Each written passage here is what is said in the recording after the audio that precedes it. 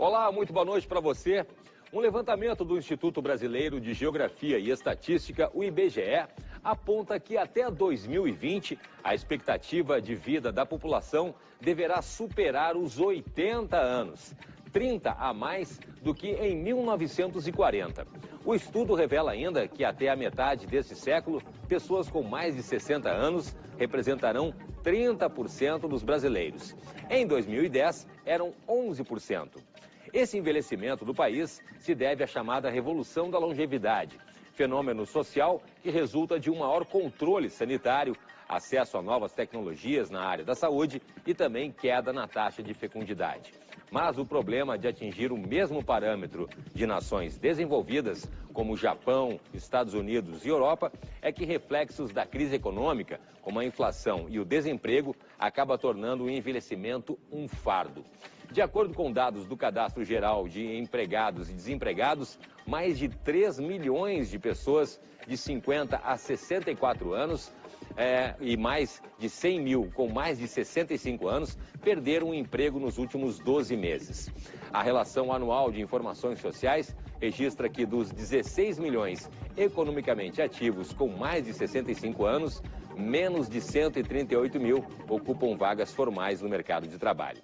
O desafio do trabalho na terceira idade é o tema do debate TVE desta noite. Eu sou o jornalista Cláudio Andrade e o programa já está no ar.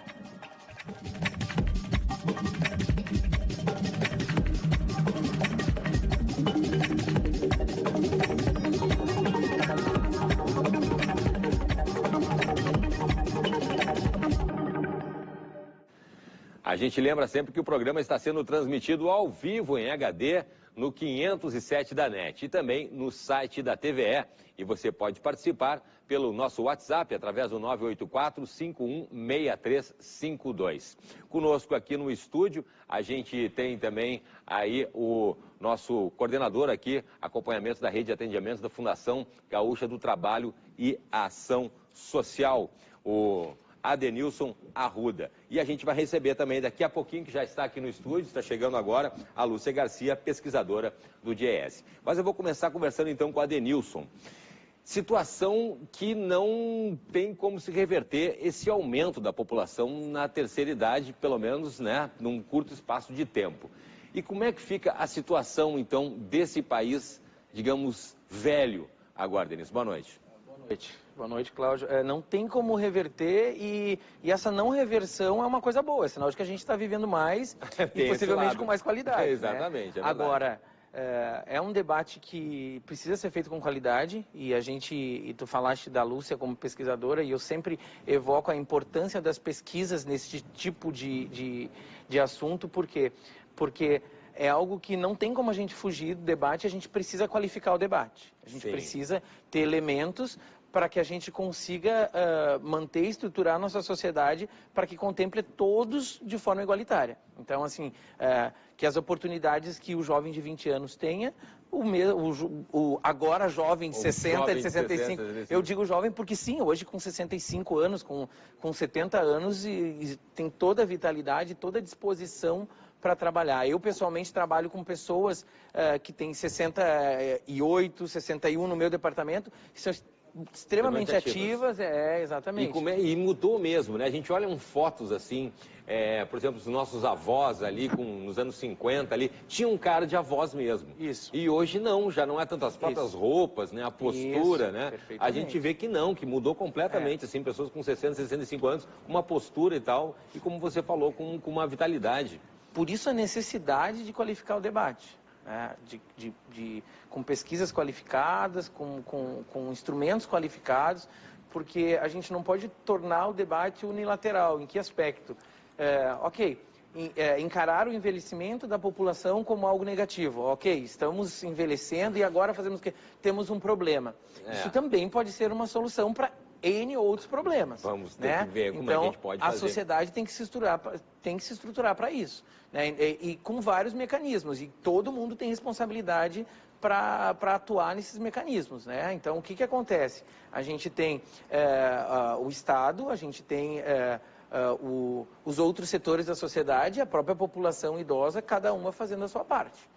E isso é importante. Então, é importante a gente não recair sobre um ou sobre o outro, porque só fazendo leis, por exemplo, e não tendo o outro lado para executar e uma fiscalização, também não adianta muito. Então, o Estado, a gente tem que se estruturar e qualificar essa discussão. Está aqui, então, já a Lúcia Garcia, então, pesquisadora, seja muito bem-vinda, boa noite, pesquisadora do DIEESE. A gente está vivendo, então, num país efetivamente mais velho. E como eu falei ali no início do programa, a gente tem que cuidar para o idoso não se tornar um fardo, né? Então, boa noite e me desculpem aqui. Não tem problema, o importante é que tu chegou. O atraso. Nós temos um fato, o Brasil está passando por uma rápida mudança demográfica, né? Então, nós temos uma população acima dos 60 anos hoje, muito significativa no Brasil e mais significativa ainda aqui, no nosso terreno, no nosso terreiro, no nosso Rio Grande do Sul, onde nós temos a maior concentração de população idosa em relação ao conjunto da população. Aqui no Rio Grande do Sul? No Rio Grande do Sul, na região sul como um todo, no Rio Grande do Sul em especial, né? Dois fatores combinados, como você colocou aí na sua abertura, não é? Uma fecundidade hoje, né, muito baixa, uma taxa de reposição que nós já negativa aqui no Rio Grande do Sul, ou seja, nós temos, para cada 2 casais, nós não temos aí a reposição de 2 filhos, né? Então, nós já não temos essa reposição, e isso faz com que a gente precisa colocar, enfim, a gente precisa agendar, como o colega está colocando, o tema da população idosa na agenda definitiva da nossa sociedade, porque ele já é uma evidência. Exatamente, no início do programa, até a produção ali me corrigiu, eu falei para que o idoso não se torne um fardo. Não se torne um fardo, não, para que a idade não se torne um fardo para o idoso. E nós temos uma heterogeneidade muito grande na população idosa, porque nós temos hoje, está aumentando o número de pessoas que chegam com saúde, com condições e com esse aspecto jovial, inclusive, porque está chegando a população, a idade, né, dos 60 a 70 anos, a população que revolucionou a cultura no mundo. Certo? É verdade, muito bem colocado, é verdade. Os jovens de 68, né, hoje são esses senhores e senhoras de 60, 70 anos e estão transgredindo regras que antigamente estavam colocadas. Do caso de virar os 50 anos, você já virou avó, já virou avô, não é? Entretanto, a gente tem uma realidade socioeconômica bem diferenciada na nossa população. Uma coisa é você ser um servidor público, por exemplo, que transcorreu sua vida laboral com determinadas condições, conquistas, enfim. E outra situação muito diferente é o caso do estivador, da empregada doméstica, do trabalhador da construção civil. Então, nós temos, quando nós olhamos para os indivíduos, situações diferentes. Sim. Não é? Que podem ser oportunidades de mudança social, não é? Ou uma tragédia do ponto de vista da agenda social. Uma tragédia do ponto de vista de uma agenda social, é verdade. Perfeito. Que a gente só via em filmes, inclusive, na metade do século passado, a morte do caixeiro viajante e tal, o pessoal chegava a uma certa idade, era trocado por uma pessoa mais moça, e aquela experiência toda era jogada, não se levava na menor consideração. Né? Enfim, esse é um debate muito interessante, porque para que a experiência do trabalhador, né, que tem uma trajetória mais longa, ela seja repassada aos trabalhadores mais jovens, esta convivência no local de trabalho pode ser salutar. Não é? Desde que os postos de trabalho gerados sejam postos de trabalho que ensejam conhecimento e experiência. Se no processo de mudança tecnológica desse trabalho nós estivermos retirando saber e não colocando saber, isso é um problema. Vamos dar um exemplo. A minha mãe, que faleceu há pouco, era uma pessoa que tinha só uma educação muito básica. Mas ela fazia uma série de operações muito rápidas, com uma rapidez de raciocínio enorme. Hoje, no comércio, Qual é a exigência requerida de um caixa de supermercado, por exemplo? É que ele tem agilidade? Não. Então, essas questões todas hoje estão colocadas. É verdade. Não, e a gente colocava antes ali, falava sobre a questão de algumas leis, inclusive, né, de algumas medidas que foram tomadas, como a gente vê espaço em estacionamento para os idosos, a gente vê a questão do transporte coletivo, mas se não tivermos também uma força de trabalho de base, jovem, digamos assim, a gente também vai ter um problema, não é?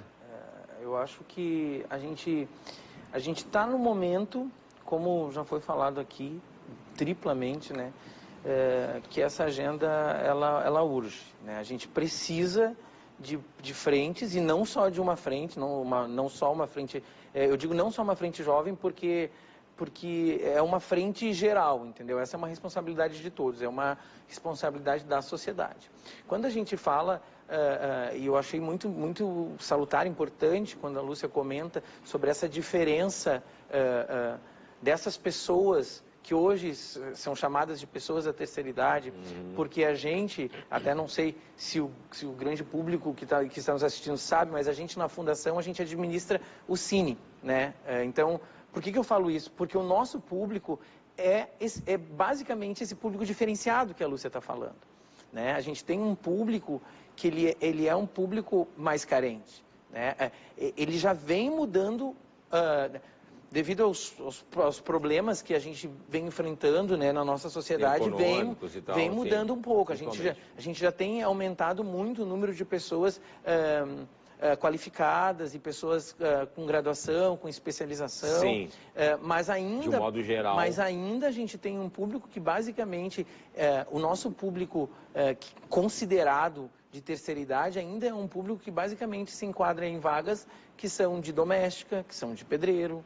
Ou seja, nós temos dois tipos de pessoas na terceira idade, então bem distintos, e sendo que, pelo que eu imagino, a maioria é esse tipo com uma condição de renda mais baixa, né?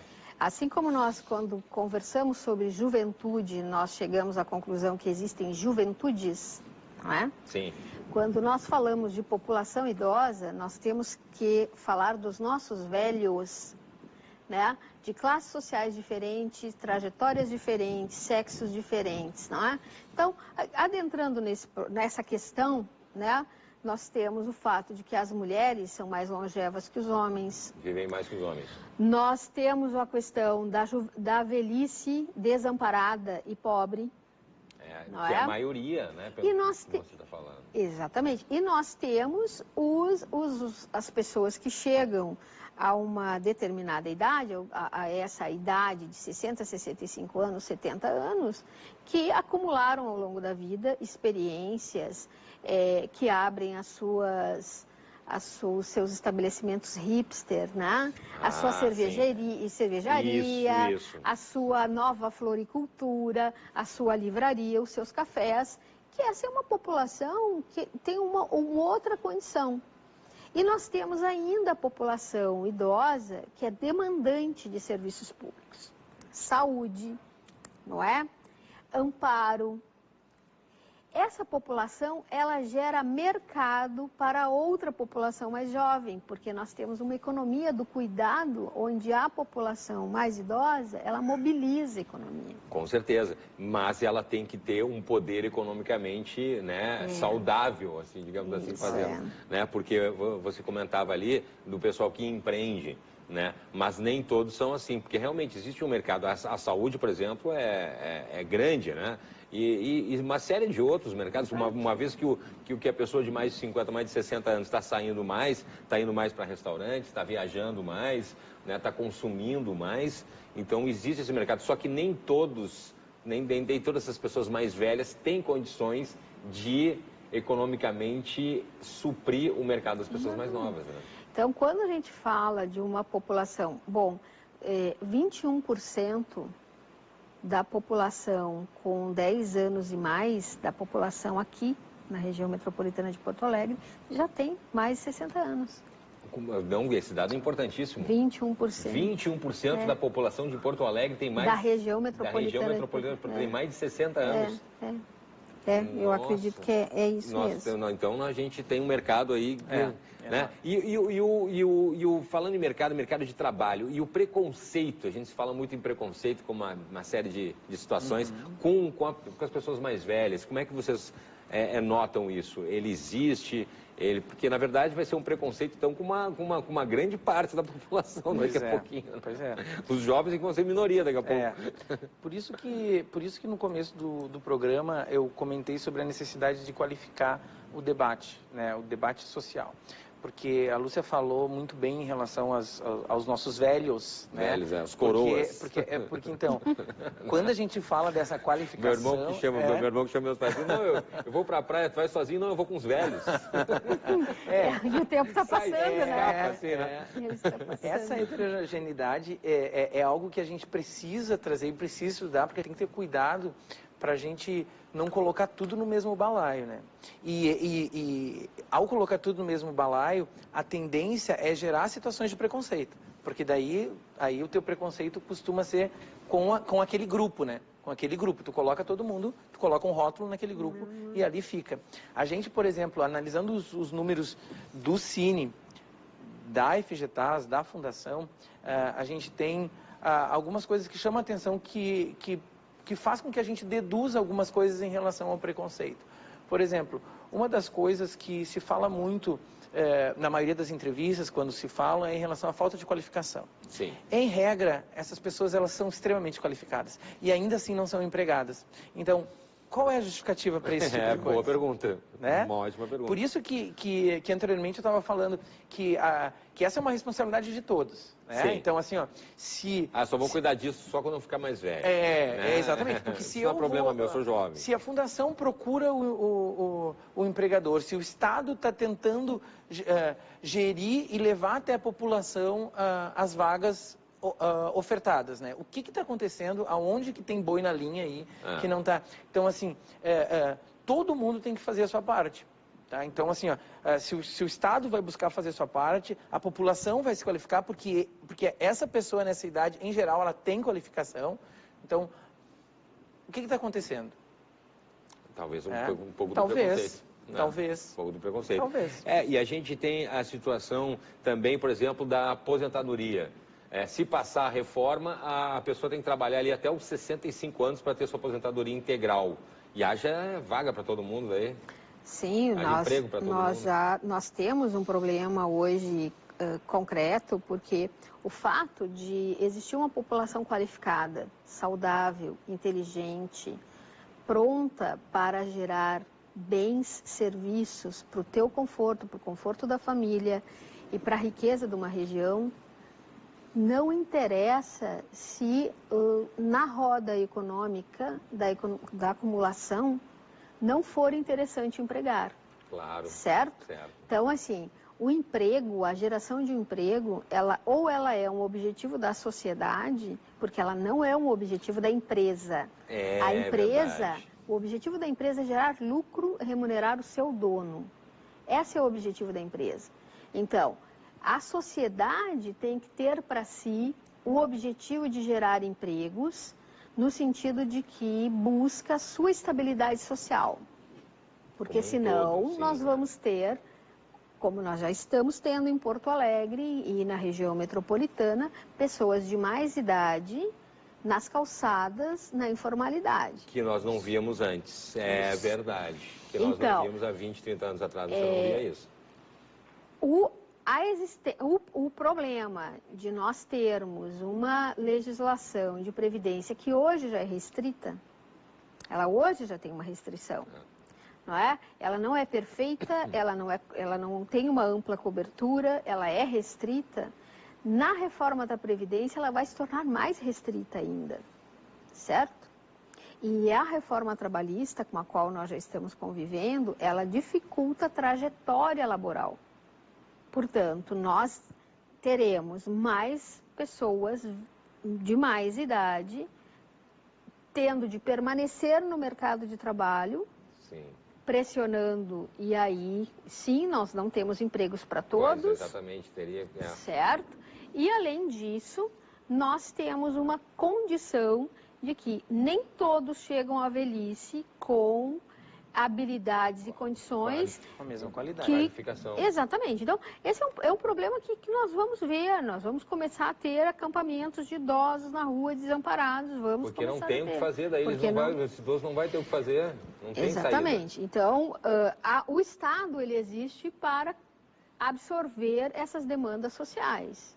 Né? Então, nós vamos ter que ter uma reflexão dentro do Estado de como atender esta população, seja no balcão do Cine, seja nos postos de saúde, nas secretarias que cuidam de lazer, enfim. Nos postos da Previdência Social, em algum momento isso... Mas que declaração chocante, Lúcia, essa realmente, que reflexão... Nós vamos ter acampamentos de pessoas idosas. Assim como nós temos hoje uma população desamparada em Porto Alegre pela falta de política de assistência social, por lacunas nessa política, não é? Nós vamos ter gradativamente uma população idosa que não vai acessar a Previdência Social e que vai continuar tendo necessidade de alimentação, moradia e saúde. Continuam vivos. Exatamente. Né? Então, como nós vamos tratar disso? Não é? Quais são os tratamentos? Recentemente, a presidente do FMI, embora sendo uma mulher idosa, né, ela declarou claramente que é um problema a longevidade, né, ter se alcançado a longevidade que se alcançou hoje no mundo. Né? Porque as economias não estão preparadas para isso. Né? Foi uma questão meio rápida. Na verdade ela está falando do interesse da roda econômica, né? Claro. E não numa economia pró-gente. Claro. Para as pessoas. Para a população. Né? Para as pessoas. E é muito triste, porque um trabalhador, muitas vezes, ele se dedica uma vida inteira. Ganha uma experiência que ele não tinha. A qualificação, né? Até para ensinar, né?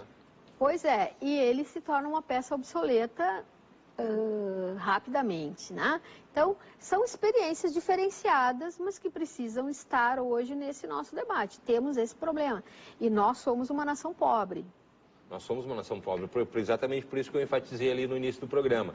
A questão desses dois nichos de pessoas mais velhas. Você tem ali a pessoa mais velha que tem condições, que é a minoria, e pessoas mais velhas, como você falou ali, que daí é empregado doméstico, é o trabalhador na construção civil e tal, que vai chegar com 65 anos sem uma maior qualificação, né, do que uma pessoa que tivesse tido uma renda, por exemplo, como um funcionário público. E sem vigor. Sem vigor, claro. Sem vigor e sem saúde. Claro, sem saúde. Então, nós, de fato, estamos muito felizes à pauta, né? Mas nós temos uma questão que perpassa tudo isso. Nós somos uma nação pobre, portanto, nós não acumulamos uma poupança, não é? E não temos regras sociais que permitam o amparo das pessoas durante todos os ciclos da sua vida. E essa situação sempre foi amenizada no Brasil, porque nós sempre tivemos mais jovens trabalhando do que uma população requerendo essa demanda social. Só que a mudança demográfica no Brasil, ela nos coloca o quê? Nós não temos mais, por exemplo, nós já temos um decremento de população adolescente no Brasil. Ou seja, nossa população adolescente é decrescente. Já está registrado, já está sendo registrado. Ela é decrescente. Portanto, a nossa mudança demográfica é muito rápida. E nós não cumprimos essa agenda. Realmente a gente tem aí um desafio que eu acho que é realmente começar a trocar toda a maneira de pensar, né, de uma maneira não só pública, mas da população em geral. A gente precisa envolver todos na discussão. E quando eu falo, eu estou sendo insistente na questão da qualificação, da qualificação do debate, porque eventualmente a gente percebe algumas coisas em relação a esse tipo de debate e às vezes eu tenho a impressão que as coisas são qualificadas, são diminuídas a números, entende? Sim. E são pessoas, e diferentes pessoas, e diferentes grupos. Sim. Então a gente tem que pensar nisso também como indivíduos, né? Sim. É claro que os números, eles esclarecem. Por exemplo, em relação aos números, me chama a atenção os números do Cine, por exemplo, quando eu vejo que eu tenho, dentro dessa população na terceira idade, dita idosa, eu teria mais ou menos, dentro dos nossos inscritos, quase 4% que se declararam, que disseram para nós na hora do cadastro que ele era dependente, que ele não contribuía financeiramente, né? Que ele era dependente na sua família. Então, o que acontece? Desses 4%, a gente tem basicamente 0,6, 0,7 que consegue se empregar. Então, assim, ó, o que acontece? A gente percebe que eles chegam nessa idade, eles são dependentes e os poucos idosos que vão até o Cine e que buscam uma vaga, acaba não sendo esses atendido aqueles que mais precisariam, né? Claro, que são justamente os que mais precisariam. Que mais precisam, acabam ficando com as vagas aqueles que têm algum suporte. Sim. É claro que, quando eu falo algum suporte, importante falar, como eu já falei, que o público no Cine, ele é um público de baixa renda. Sim. Né? Fazendo recorte dessa faixa etária, a maioria esmagadora, mais de 90%, vive com até 4 salários mínimos. Né? Então, assim... Um dado interessante. É pouco para a gente viver num país que a gente vive com as condições, tendo que dar conta de uma série de coisas que a Lúcia já falou, às vezes tem que pagar um cuidador, tem um remédio, saúde, tem uma... remédio, né? Então é uma situação bastante complicada. Então, fica muito claro para nós todos, não é? Que o fato de nós mudarmos demograficamente no Brasil, ela nos traz uma agenda imensa, desafios e oportunidades. Isso eu vou querer conversar contigo, Lúcia, logo depois do intervalo, porque a gente vai fazer agora uma pausa, mas nós já voltamos aqui com o Debate TVE. Não sai daí.